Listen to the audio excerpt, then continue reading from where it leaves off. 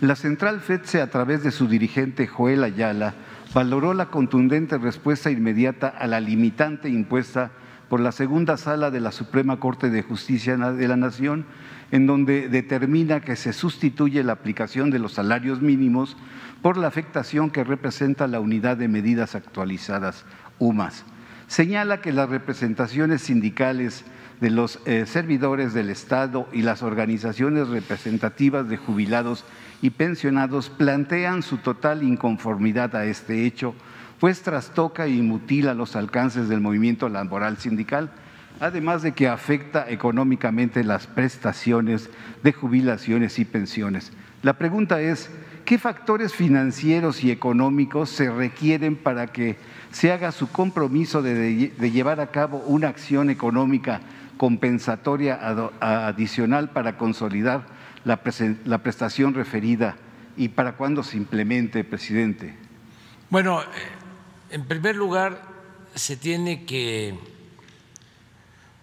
tomar en consideración que estas reformas se hicieron en el periodo neoliberal. Por ejemplo, el calcular que el aumento a las pensiones no se dé de acuerdo al incremento al salario mínimo, sino se creó una unidad especial que con el tiempo se fue depreciando porque solo le agregan inflación. Por ejemplo, nosotros hemos aumentado el salario mínimo alrededor del 50%, pero eso no se refleja en quienes reciben una pensión,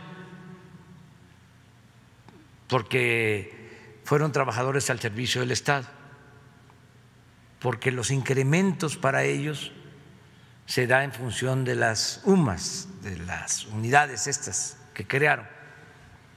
Aquí hay que ver primero qué estaban haciendo los dirigentes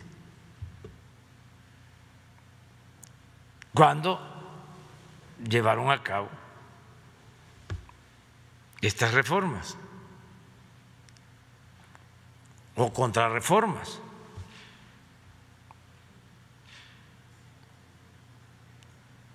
Desde luego que se hicieron todos estos cambios y se afectó a los trabajadores. Es lo mismo de lo de las AFORES, que no solo se entregan las pensiones de los trabajadores a las administradoras privadas, sino que el cobro de comisiones fue excesivo.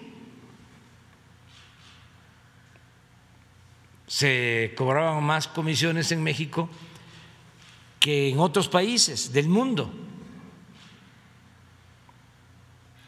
Entonces, en el caso de las AFORES teníamos dos posibilidades para enderezar el entuerto, reparar el daño. Una era regresar al sistema anterior, es decir, desaparecen las AFORES y las pensiones se manejan desde el Estado. Había esa posibilidad. La otra, busquemos un acuerdo con el sector empresarial para que aumenten sus cuotas,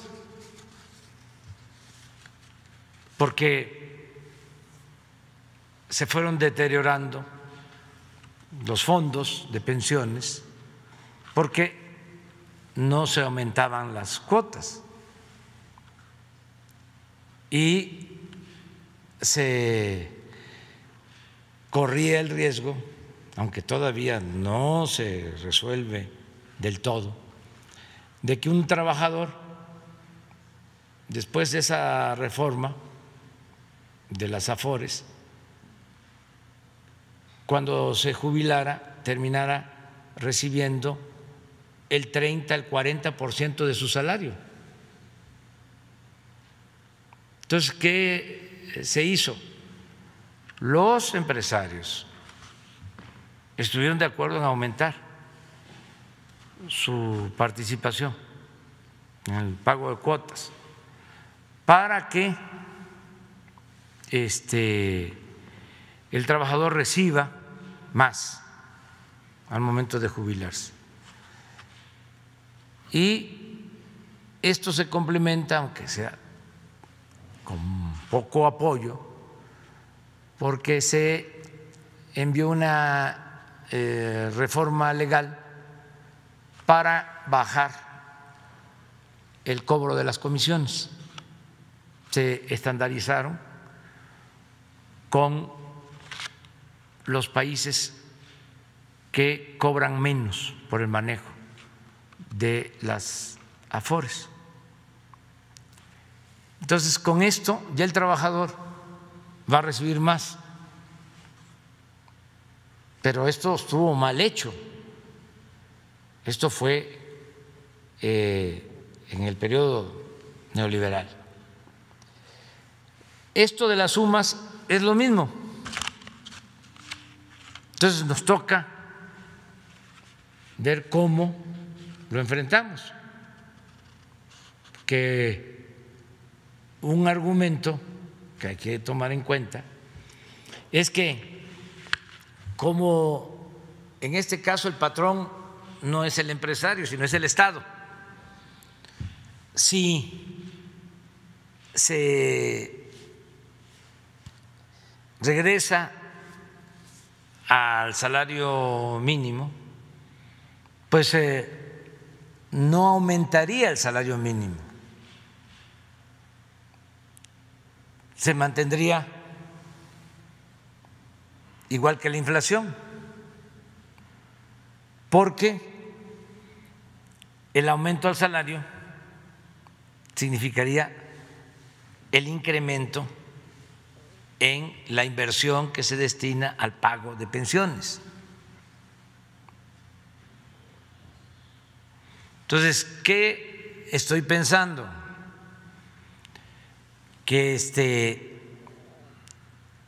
se sigue aumentando el salario mínimo,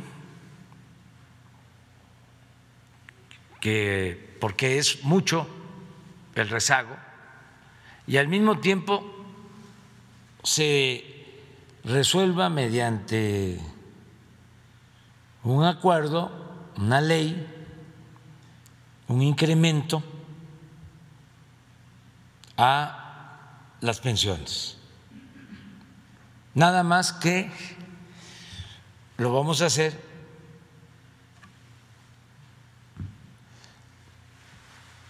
poco a poco, porque nos va a significar destinar recursos del presupuesto con este propósito.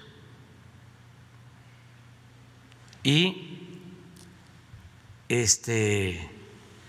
lo tenemos que hacer de acuerdo a nuestras posibilidades económicas.